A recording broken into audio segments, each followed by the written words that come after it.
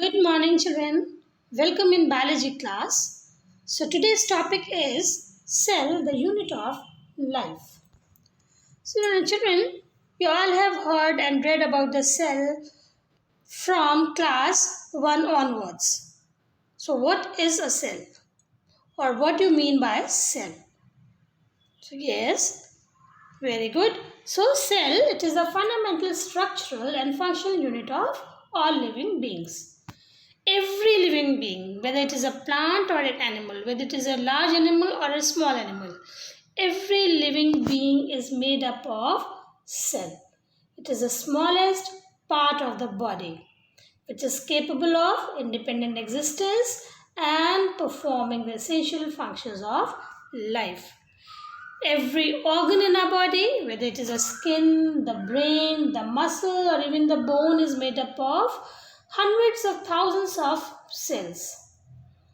So every cell has its own life, and old and weak cells, they remove from the body and replaced by new cells. So all organisms, including ourselves, start life as a single cell called the egg.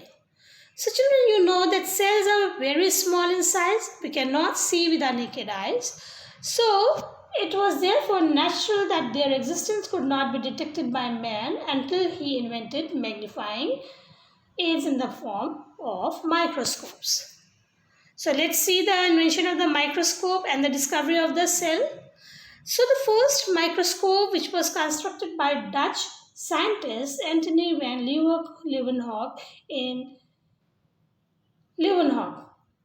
He was an ordinary public official who made lenses and made microscopic observations as a hobby. Thereabout, he constructed 400 microscopes, which is composed of single biconvex lens. So, therefore, it was known as simple microscopes. Some of these microscopes, they had a considerable magnifying power of 200 times. One of Leeuwenhoek's microscope is here, seen in this diagram 3.1. See. Now it has the eye was applied close to the lens on one side and the object was mounted on the needle-like screw point on the opposite side of the lens. So this is the front view, this is the back view. Okay, now this is the lens. Okay, now next is Robert Hooke. He was an English scientist who developed a microscope by using two lenses, and they later on called compound microscope. Now Hooke examined a thin slice of cork under the microscope, and he observed that these cork are made up of box-like compartments which are piled up together. Now this reminded him the rooms of monks in a monastery, so he called these particular box-like compartment as a cell. So here is the compound microscope, an ordinary compound microscope which has base, mirror, then slide, stage, objective lens, low power and high power lens, then nose piece, body tube, eyepiece. This is the adjustment part and fine adjustment, and this is the arm for handling the microscope. Now the invention of microscope, electron microscope, also added unknown facts about the cells.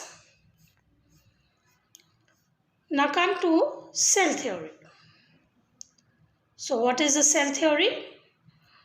So in 1838, Matthias Kridl, who was a German botanist, he announced that every plant is made up of large number of cells. And he said that various life processes are performed by these cells.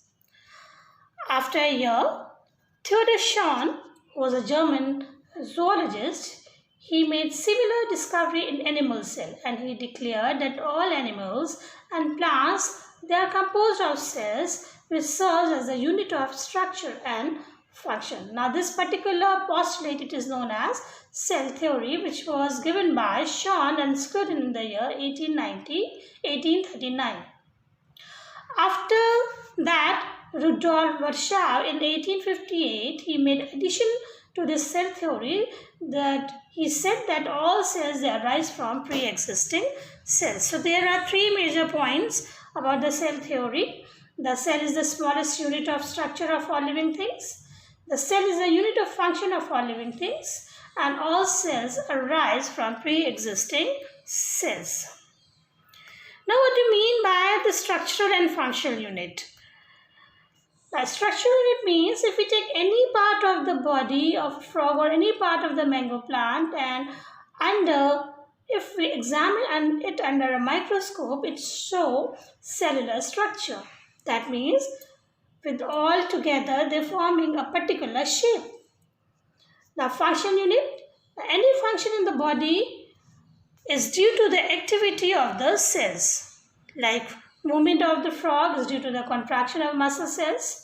Food is digested by enzymes, which the cell of the gut secrete.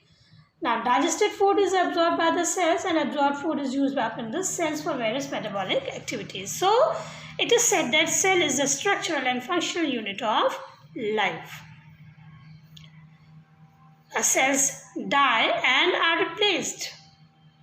So, the body of the cells or the frog or the mango tree, it is composed of millions of cells.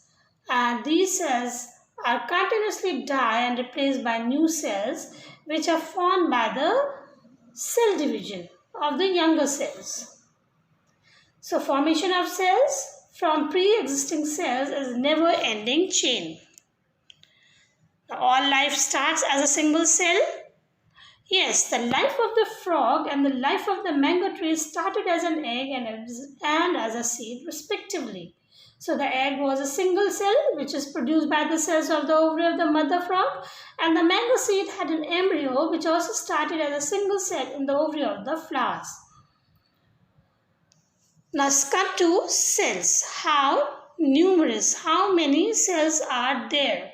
So larger the organism, greater the number of cells in its body. So this will continue in our next class. Till then, thank you and have a nice day.